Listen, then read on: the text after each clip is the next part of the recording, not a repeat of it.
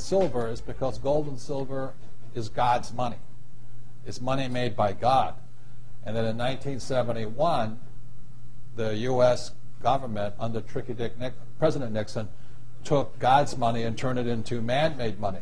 Never in the history of the world, this is the thing, never in the history of the world has this ever happened.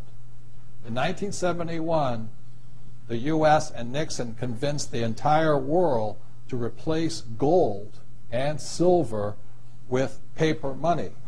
This stuff. Cash is trash.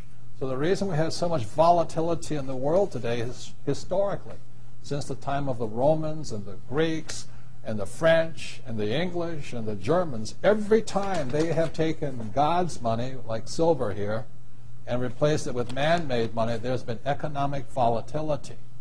Now the problem is, so the dollar is going to keep dropping. So one of the reasons I can predict what's going to happen is I can predict the dollar will keep dropping simply because the U.S. government and now the euro, the European central banks, are printing so much of this trash.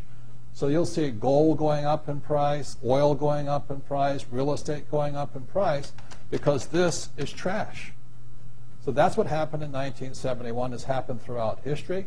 And the reason this current election doesn't make any difference is the only person that can put this back in place is a strong, charismatic leader. People like Julius Caesar, Napoleon. That's why they were such great leaders, was they actually replaced this with this.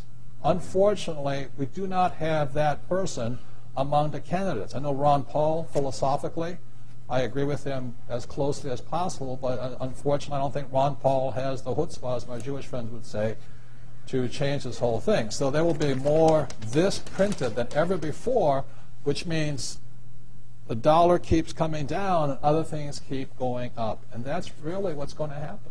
It's predictable. And eventually this will go to its true worth, zero. So all of you savers out there and people trying to save this trash, you're going to lose big time. To me, I've been saying this for a number of years now, silver is the biggest opportunity I have ever seen, bigger than real estate, bigger than anything else. And silver, as we're talking today, 2008, is about $15 an ounce. Mm-hmm. There's less than 10-year supply worth of silver on planet Earth. The difference between gold and silver is gold is hoarded, silver is consumed. Silver is an industrial precious metal. It is used in cell phones, telephones, computers, electric lights, everywhere. The more information age we become, the more we use silver.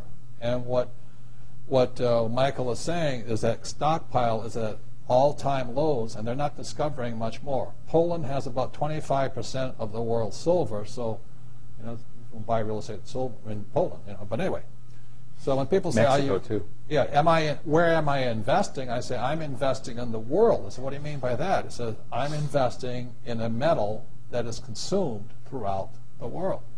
So I haven't, and I buy a little gold, but I've been buying silver. Kim and I have been buying silver since it was about $4 an ounce. And we stockpile it, we buy ETFs, we buy anything we can on that stuff. And then, it was, what, $7? Then all of a sudden now it's 15, and we're just watching it. It is not crystal ball. It is not about, the stuff on television. It is pure supply, demand, economics, fundamentals. As I said, there's 2 billion people wanting the Western lifestyle. 2 billion people wanting cell phones, computers, electricity, lights. All of this stuff. So I look at it as $15 an ounce. Oh, I think I'll wait.